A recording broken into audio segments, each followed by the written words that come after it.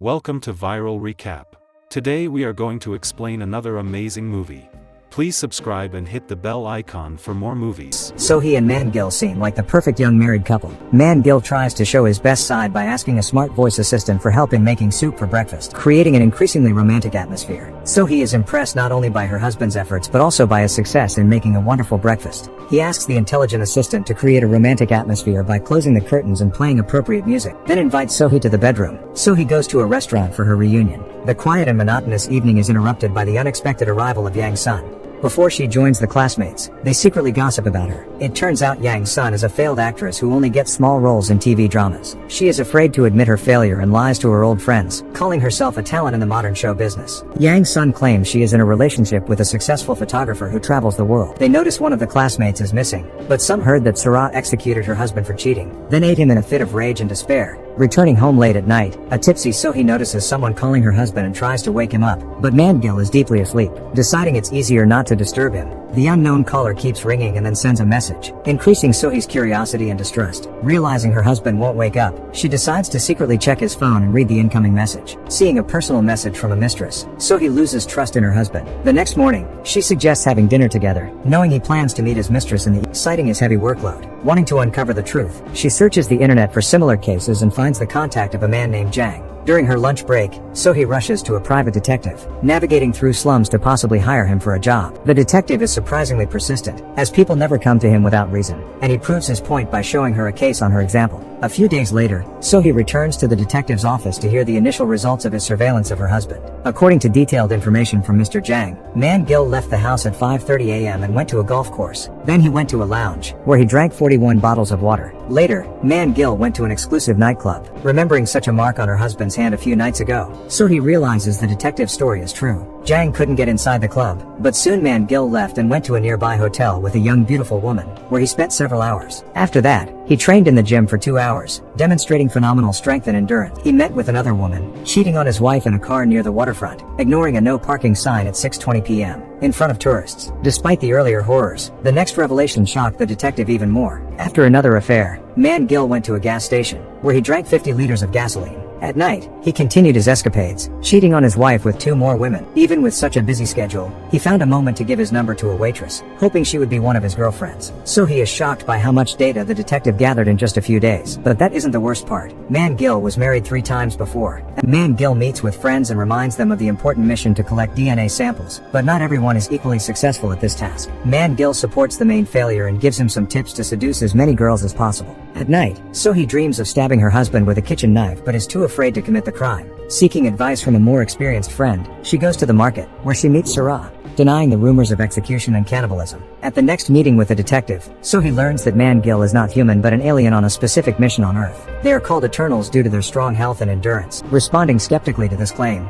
Jang continues the story of the Eternals who came from space. He has heard many amazing stories about aliens, but people who talked about it either disappeared forever or ended up in the morgue. At the same time, Man-gil returns home and adds a few drops of poison to the water. In the evening, the Extraterrestrial Life Control Service holds an emergency meeting with the best scientists and military personnel aiming to find and stop the aliens. It turns out Man-gil is the head of the aliens who came to Earth to destabilize the situation and possibly destroy humanity. They seduce women and collect their DNA, spreading viruses among people through kisses and touches. So he still doesn't believe the detective, but he offers to prove he's telling the truth. At night, they go to the gas station, where they watch Man-gil drink 50 liters of gasoline instead of filling the tank. Returning home, Sohee drinks a glass of water from a jug with poison and immediately dies. Man-gil pretends to be a worried husband but is happy since Sohee was hindering his evil plan. Man-gil informs all the relatives and takes the girl to the hospital, where doctors declare her dead. Unexpectedly, Sohee comes back to life, spitting out part of the liquid stuck in her lungs. Doctors consider this a miracle.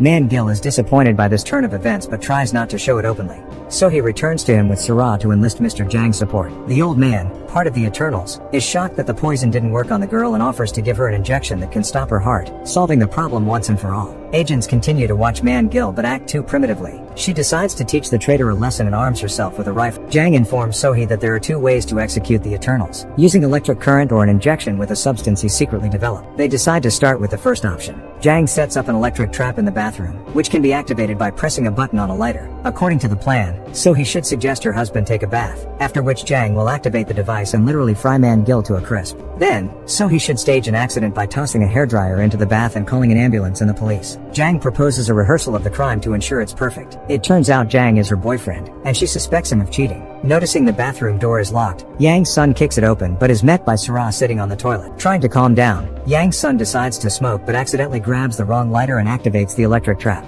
The house experiences electrical problems, so Man-gil decides not to take risks and walks up to the 15th floor. Meanwhile, the women discover Jang's charred body, realizing he fell victim to an unfortunate accident. To demonstrate how it happened, so he activates the device again. Understanding they are all involved in the crime and with Man-gil almost at the door, the women try to hide the body in the bedroom. Returning home, Man-gil smells burnt meat, but so he lies, saying she was cooking pork. She insists Man-gil take a bath to finally execute her plan. Sticking to the plan, so he activates the electric trap, hoping her husband has been electrocuted. However, he emerges completely unharmed, only embarrassing the women with his lack of clothing. So he tells Man-gil that she invited her friends over to celebrate his birthday. Yang's son, deeply affected by what happened to Jang, drinks heavily. Man-gil tries to comfort the crying girl and learns that her boyfriend literally burned at work, but so he claims it was metaphorical. Sarah and so he decide to execute their backup plan, poisoning the alien husband with sulfuric acid. They add the powder to a bottle of wine and insist that Man-gil drink more. However, he suggests they play a game of rock paper scissors for the glass. Luckily, Man-gil wins and drinks the glass with sulfuric acid, but nothing happens to him.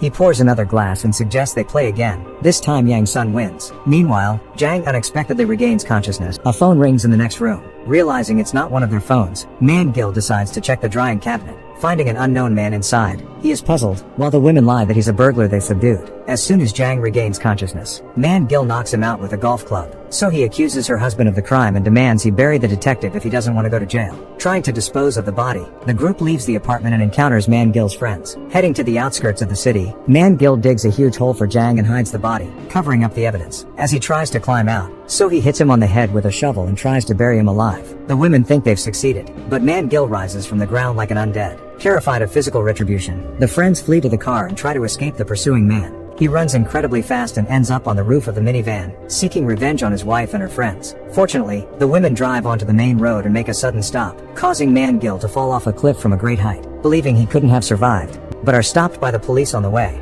During a brief conversation, the officer suspects the women have been drinking and suggests a sobriety test, which Sarah fails, earning them a deserved fine. They are taken to the police station and booked as serious offenders. The men are next, but the women object, believing they are dead. Opening the door, they see that Man-gil's friends are perfectly fine, indicating they are also Eternals. Even more shocking for the women is that Jang has also survived and crawled out of his grave, making his way to the police station. He doesn't recognize his girlfriend or her friends, only muttering nonsensical questions. The old man collaborating with the Eternals is in the custody of the Extraterrestrial Life Control Service. The captain intensely interrogates him using an electric chair, extracting the location of Man-gil and dispatching a military unit to capture him. On the way home, Man-gil admits to remembering nothing and asks his wife to recount everything that happened before their reunion at the police station. Realizing Man-gil will seek revenge, the women attack him with a cleaver, causing the minivan to veer off the road and flip multiple times. The friends manage to escape the wreck first and flee through a storm drain. They head to an old factory. Though they manage to hide, he consistently finds them, toying with them. As he heals his wounds by drinking gasoline, it becomes clear that it's essential for his survival. Meanwhile, agents find the overturned vehicle and follow the alien's trail. Exhausted from the chase, Man-gil destroys part of the metal structures to immobilize Sohee and her friends. He tries to finish them off by strangling his wife, but agents arrive and demand a confrontation with the undead. Before starting negotiations, the captain uses a sniper with a tranquilizer to weaken Man-gil. A dozen agents attack,